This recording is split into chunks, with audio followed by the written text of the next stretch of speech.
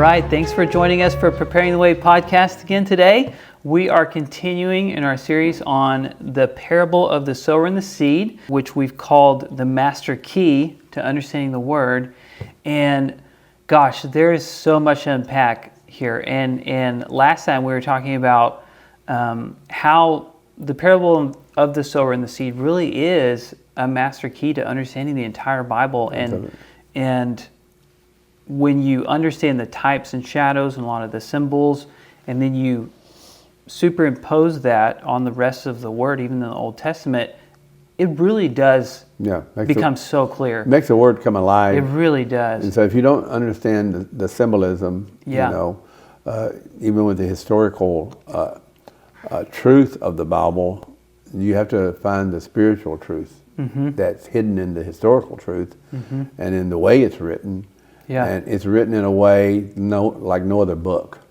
And you can't read another book and get revelation like you can out of the Bible, because it's written in that way. It's a mystery. It's written for only those that really are disciples to know what it means.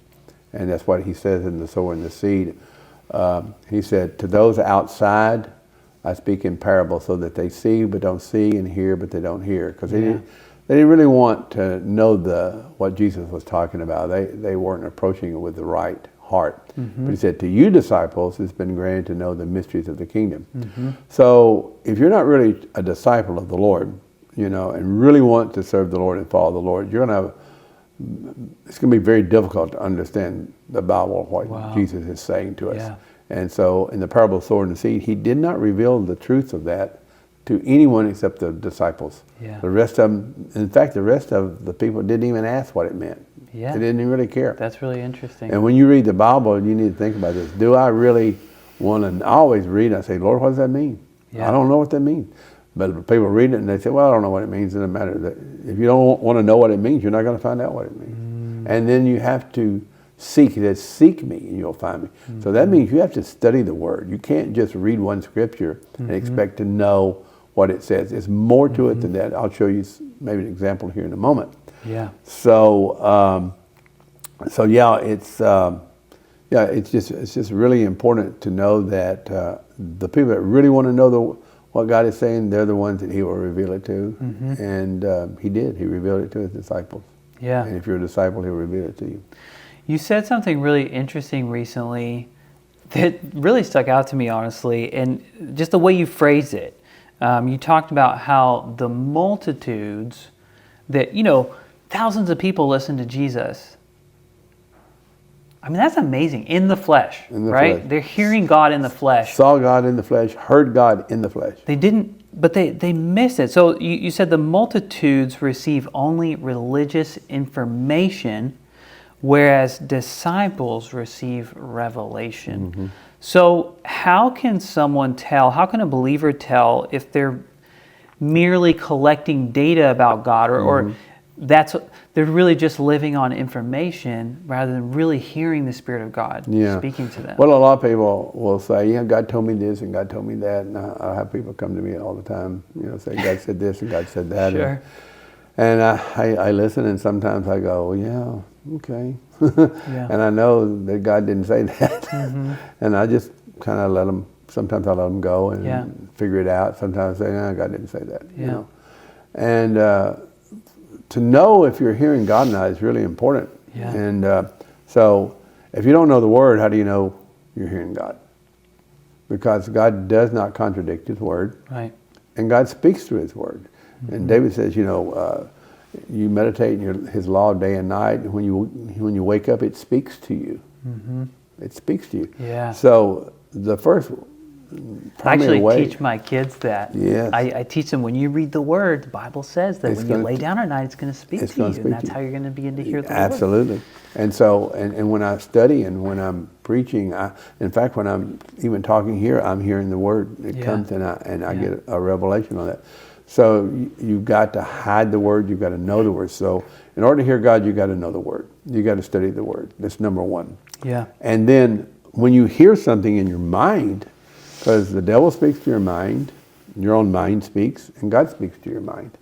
And then you've got to back up what you hear with Scripture? Can you validate that with the Word?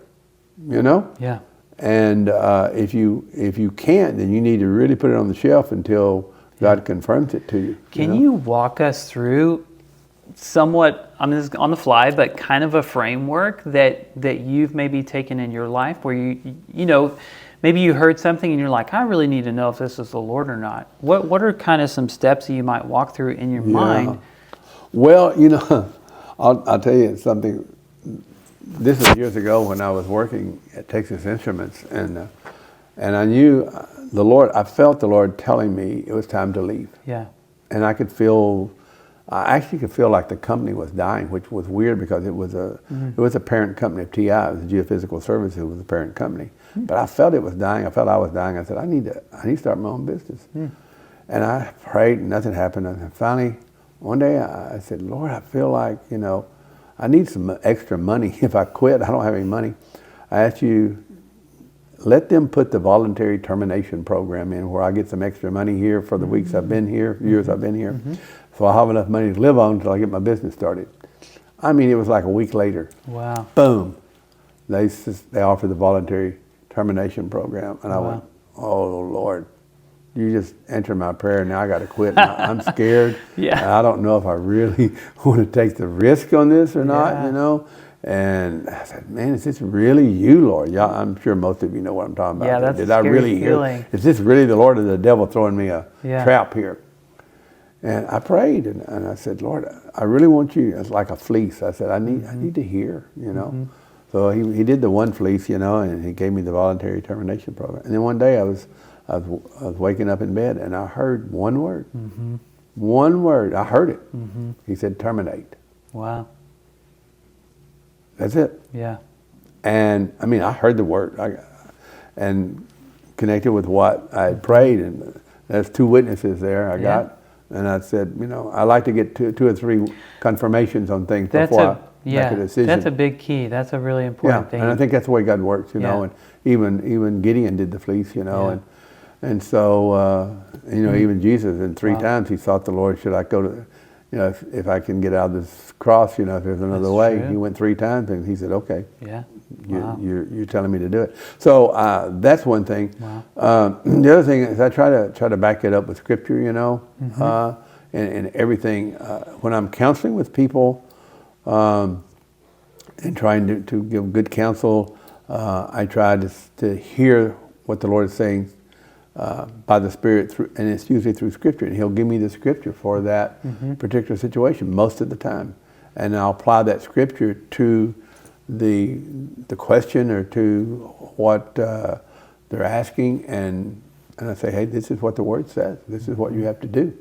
And so, you know, what you're hearing in your mind, make sure you back it up with Scripture. Yeah. Make sure you have a biblical basis for it before you go out and do it. You know, especially be very careful about directive words from people that say you need to quit your job, or you need to marry this person, or you need to not marry that person. You need to be very careful about that, and make sure that God has confirmed it to you before you just take somebody's "Thus saith the Lord" on it. That's my opinion. I don't take too many of those things unless God's already confirmed it to me. You know, and so the more you get the word in your heart, the more you'll be able to discern. Hey, is that the Lord? You know, because it's very easy to get deceived. Yeah, it's very easy to get deceived, and the more you get the word in, the longer you walk with the Lord, the more you're going to be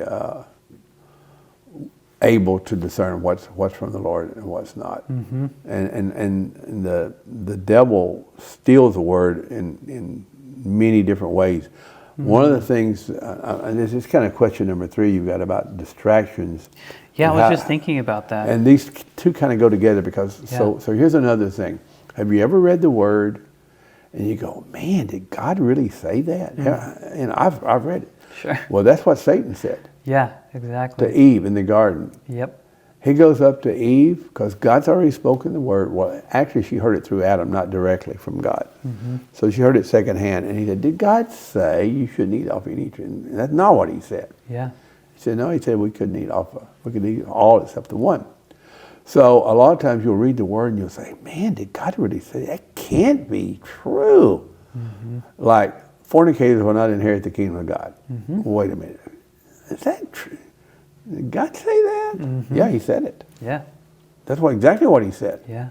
And so the questioning of the word. Yeah. Boy, be careful when somebody starts questioning the word. Right. Well, that's the birds of the air. That's the birds of the air, trying to come steal and it. take the seed before it can even implant in the soil. So as soon as you hear that, if you don't fight that, you're not going to receive that part of the word. Right. And then you can't bear fruit. Yeah. And you know, and you know, it's like the disciples. He said, "Well, you got to eat my flesh and drink my blood." And they went, "What?" And they walked away. Yeah. And it's like, oh, that can't be true. Wow. You know. And then Jesus says, the guy comes and says, "What do I have to do to inherit eternal life?" He said, "Well, you know the commands." And he said, "Well, I've done them." He said, "Well, go sell everything you have." Yeah. And he wouldn't do it.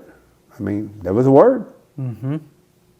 Oh, surely God doesn't mean sell everything I got. Well, he did. Yeah. Yeah. You know, he went away grieving. And then the disciples went, "Oh my gosh, who can be saved, Lord?" Right? I mean, that's what you say. A lot of times when you read the Bible, it's like, "Oh my gosh, who can be saved?" And he said, "Well, with man it's impossible." Yeah. You know, but with God all things are possible. Yeah. You know.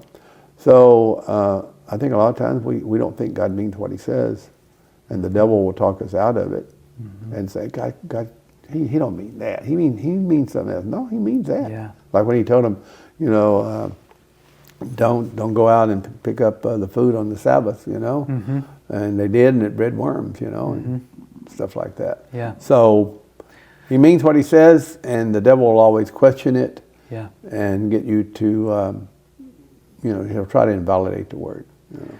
I always think of that story, I forget exactly where it is, but there's a young prophet, and he's the one who prophesies about Josiah being born, and it's this amazing prophecy. And then the Lord tells him not to stop and talk to anyone on his way home. But then an older prophet, who I think kind of had a lying spirit, said, "Oh, but the Lord spoke to me and said, you can come to my house and eat." And the young prophet, he's like, "Oh, okay, whatever." And then a lion eats him on the way home. And then the old prophet actually gives him a word and says, you know, you're basically going to die. But it's just amazing how if you're not careful, somebody can talk you out of it. Somebody can talk you out of the word that God has spoken. And it can seem spiritual. Yeah, and the devil can use somebody to talk you out of it. Yeah. Or talk you into something. So, you know, I always make sure that I've heard the Lord. You know, I want to know I've heard the Lord. And if somebody confirms it, that's great. But I'm not too big on making decisions on something where I haven't heard the Lord. Yeah. And even when I counsel people, I say, you know, you need to hear the Lord. But I can tell you what the Word says, and I can tell you, you know, the right way and the wrong way. You have to make that decision, and you can pray about it and all that. But you know, you need to. The church has got to get to the place that they hear the Lord. Yeah. And they know the Lord, and the Bible says, "This is eternal life, that they know me." You know, so how do you know the Lord if you don't know His Word? So you have to know His Word, and then you have to be careful about any thoughts that twist the Word. Yeah. To add something to it or take away from it. In other words, when God says it, He means it exactly the way He says it. Yeah. Right. I mean, if He said fast 24 hours, He means 24, not 23 and a half. Right. You know? I mean, that's the way it is. He doesn't, He's very clear about what He says. Yeah. So don't take liberty with the word, twist it, make it say what you want it to say. And anything in your mind that tells you that, then you need to, you know, it's like I've seen people that say, well, we're going to marry. We don't have to go to and do it legally in the church. God knows our heart, and we'll just say the vows here, and then we can sleep together and do what we want to do. That's a lie, you know. That's a lie. If somebody talks you into that, right, it's a lie. Yeah, that's not true. Yeah, you know. So, yeah, it's very easy to get deceived. In the last days, you know, people are going to be deceived. Yeah, listening to doctrines of demons. Doctrines of demons. Amen. Absolutely. There's so many things I want to ask, and I can think to talk about, but you talked about how, you know, God is removing the proud from the church, and really that is a prophecy for the last days, that like in the end He's going to leave a humble remnant. And so how can we audit our own heart for hidden rocks of pride that might be preventing the word from going deep into our heart? That I think is really, really good question, and it's what, you know, a lot of times we have pride and arrogance and we don't even see it. Yeah. Most of the time. Ooh. We see it in everybody. I can testify. I mean, I think back to my marriage and like early on and really just in the last year or two, I finally saw just how truly prideful I was and how arrogant and we. It's like until the Lord shows you, you just can't see. Yeah. So I mean, I'm just testifying. Yeah, no, I mean, I think this is God opening our eyes that we can see. And I was teaching, I think a week or two ago on Wednesday night out of James. He says he was talking about, you say tomorrow we're going to go here and there and we're going to do business. He says you boast in your arrogance. And I'm thinking, saying I'm going to go do this and do that is arrogance? We don't ever think of that as arrogance. Yeah. So in other words, we have pride and arrogance and we don't even see it. And James says, the fact that you say I'm going to do this, I'm going to do that is arrogance because you don't know what you're going to do. Wow. And so you go, oh my gosh. Wow. You know, so a lot of times we're a lot worse than we think. Yeah. You know, we may think we're bad, but we're probably worse. But so one of the things that I was thinking about on that question about pride, God really had a strong conversation with Job. Yeah. And he said, will you condemn me in order to justify yourself? In other words, you don't like the way I'm dealing with you on this, and you condemn me in order to justify what you say.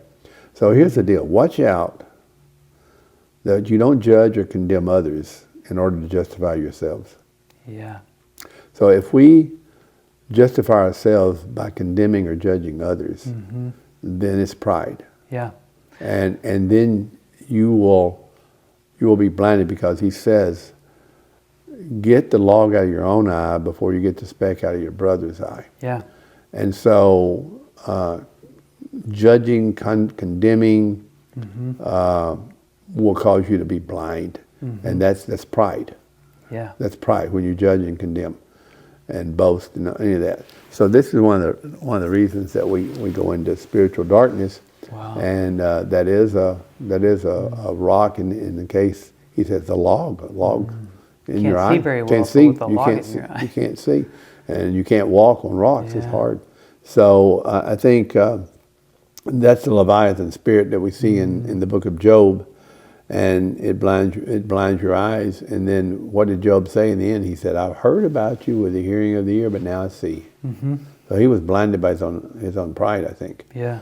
And so pride is something that blinds you. And pride is judging, condemning, seeing fault finding, because that makes you look better than everybody. Because the Pharisees said, I'm glad I'm not like so-and-so, and I'm glad I do this, and I don't do that, and blah, blah, blah. And they didn't see anything. They were blind. They were prideful. Another thing that causes the blindness, mocking father and mother. The eye that mocks the father scorns the mother. Ravens of the valley will pluck it out. Young eagles will eat it, you know. He who curses father and mother, the lamp will go out in time of darkness, you know. Well, even that's pride, you know. Yeah. And it causes spiritual blindness. So those are some things that blind us, so that when we read the Word, we don't. Your lamp goes out. That means you get no revelation on the Word. Yeah. You know, and so dishonoring mother and father is a huge thing in causing spiritual blindness, and being able to go to the Word and not hear what God's saying, and you hear some other spirit. Yeah. You know, and so that's. Well, and when in the Old Testament, in the law, when it says, you shall not curse your father and mother, that word curse actually means to speak light of. Yeah. And in Hebrew. And so that's pride. Like Yeah. when we just take someone too lightly, or you know, speak of them, that person, blah, blah, blah. Right. It's pride. Yeah, it's pride. And so, and you know, the devil was kicked out for that. And you think God's going to let us in with it? You know. Oh, man. So God he's preparing the bride. And I'm glad we're doing this podcast, because we're talking about this at our church, about preparing the bride to meet the bridegroom. And so hopefully other people will hear this, and maybe it'll help others see, you know, what God's showing us. Yeah, he's coming back for one bride, so Amen. he wants to purify us all and get us ready. Right. So, amen. Yeah, and I like the last question is the one I really enjoy answering. Are you wanting to talk more about the symbols and explain that, or are you wanting to talk about? So again, the parable of the sower and the seed, it's a parable, right? And so it's symbolic language. And Jesus says, if you don't understand this parable, how will you understand all the rest of the parables? And so it really is the master key to understanding not only all the parables, but really the whole word. It's absolutely amazing. If you haven't studied it, I highly encourage it. It will open up the Bible to you. I am so thankful. Like, honestly, once I heard the teaching on the parable of the sower and the seed, like, my relationship with God's word has been completely different. I mean, it opened everything. Yeah. It really did. It's a key. And so, but you gave the example a couple weeks ago of horses representing the flesh, right? And so, if you just said that, it's like, horses represent the flesh, and you're like, where do you get that? Why? Yeah. Right. So walk us through like how horses, you actually apply that. He says, woe to those who go down to Egypt for help. He says the Egyptians' horses are flesh and not spirit.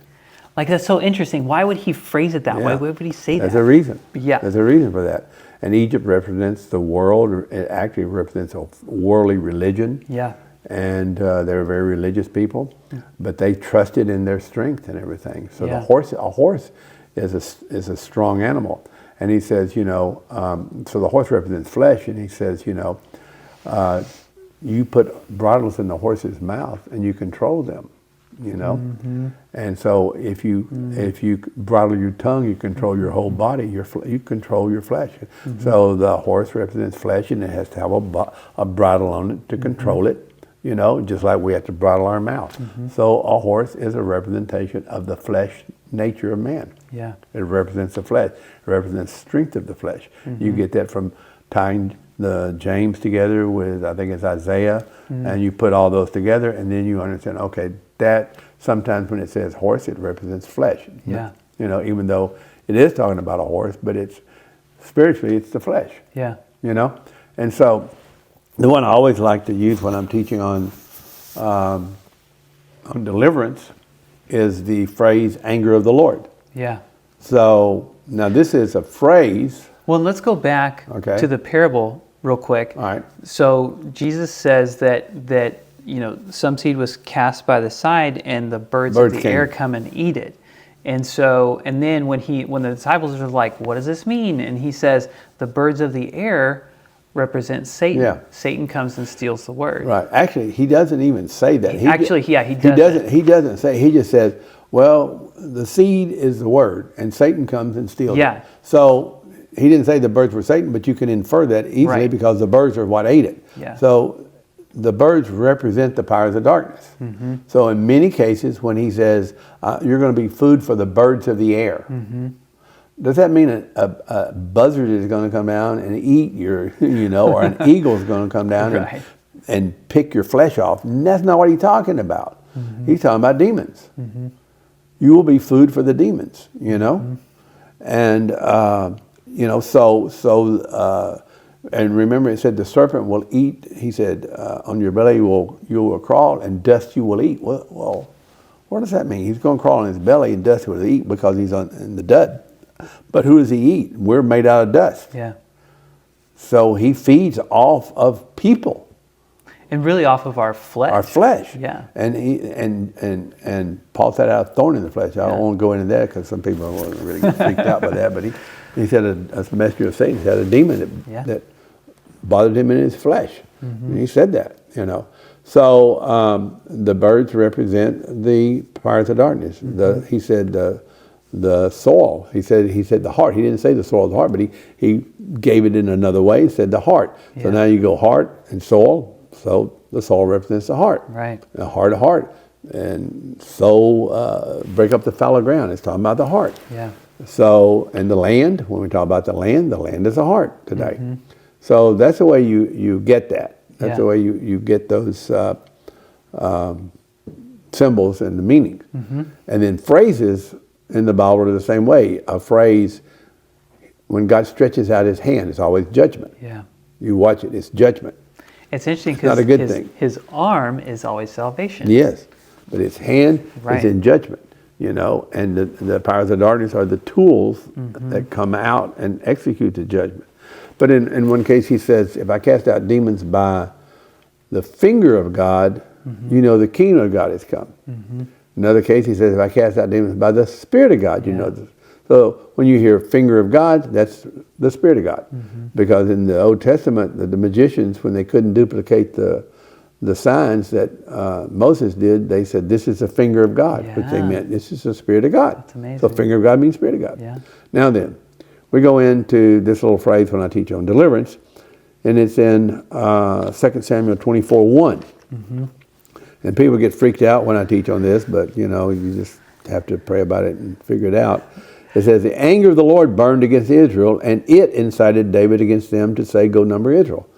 So the anger of the Lord says, and it calls it, calls David to number Israel. So what does that mean? The anger of the Lord calls David to number Israel. Well, that was a sin. So it's not the Lord that caused him to sin. Yeah, it's interesting because the New King James says, and he caused, which the Lord didn't cause David to sin. That would be an incorrect translation. It is. But New American Standard says it. It could be that he is, it means something that you don't know about when you read that scripture until you tie it to the other scripture. That's true. Maybe they knew. Maybe they had an understanding. Maybe that had a meaning. I don't know. Yeah. But that's true. It's not, the anger of the Lord is not a he, it's the anger of the Lord, not the Lord. Yeah. But in some cases it says it, which is the anger of the Lord. In other cases it says he. Well, if it's he, who is he? It's not the Lord. Right. Because the Lord doesn't tempt anyone. He doesn't tempt anybody. Yeah. Well, you can't figure that out without going to 1 Chronicles 21:1. And he says, Satan stood up against Israel and moved David to number Israel. Amazing. So the anger of the Lord is another terminology for Satan. Yeah. So this is how you get symbols and phrases and interpret the Bible. So now when you go in the Old Testament and you see the anger of the Lord rose up and all that, you're talking about, that's where the demons are. That's where Satan is. Or Satan. I will pour out my anger, my wrath. And so it's really the Lord. It's like you've sinned, you've opened the door, and now the Lord's going to release. He allows demonic. those things, and it's like in Matthew 18, the unforgiveness. He says, when he found that the slave would not forgive his brother, his fellow slave, it says his Lord was moved with anger. Yeah. So there you go, the anger of his Lord. In this case, it was a man, but it's symbolic. And he said he turned them over to tormentors. So who are the tormentors? The demons, because anger of the Lord represents the power of the darkness. So if they were turned over to tormentors by the anger of the Lord, it means he was turned over to demons. So unforgiveness is an open door for demons. Yeah. And you get that by those scriptures there. Right. That's how you interpret scripture. Yeah, and Jesus said, so will my Father do to you if you do not forgive your brother from your heart. And he's talking to Peter. He's talking to Peter, an apostle. And so it's like, it's just so clear that none of us is immune to the demonic. Yeah. Yeah, I mean, you walk in disobedience and unforgiveness, you're going to open the door for that. And this is the way when I teach on that, I always say unforgiveness is a big open door for demons in your life. You got unforgiveness, you're going to be tormented by demons. I can guarantee you that. And I get that from these scriptures here. Yeah. It's not just automatically say the tormentors are demons. I tie it to the anger of the Lord. I tie the anger of the Lord to Satan, so now I know. That's the way it works, guys. So if you want to learn the Bible and interpret it properly, you need to know all these things, and then the Lord will show you. And honestly, it's like it's hidden in plain sight. Yeah, because if you just read, it really is just right there, and why we don't see it sometimes. Yeah. But it's amazing because Jesus lays it right out in the parable, and then when you start to read the Old Testament, you see the anger of the Lord is Satan. Yeah. You read these different accounts and you understand better, and it's just like, wow, this was so clear all along. And honestly, it begs the question for me. Was I just not being a disciple? Was I not asking the right questions so that I could understand the Word? You know what I mean? Yeah. Because it's right there, and if we just ask the Lord... you really have to seek the Lord to know these things. Yeah. It just doesn't come automatically, and if you seek, you'll find, he says. But it does require a little effort, Yeah.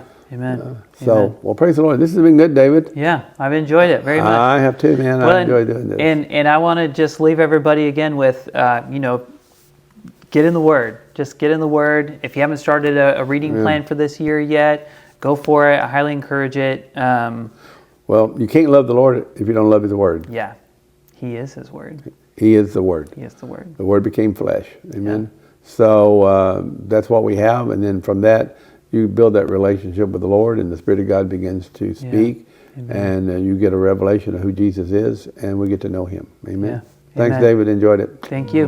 Thank you, guys.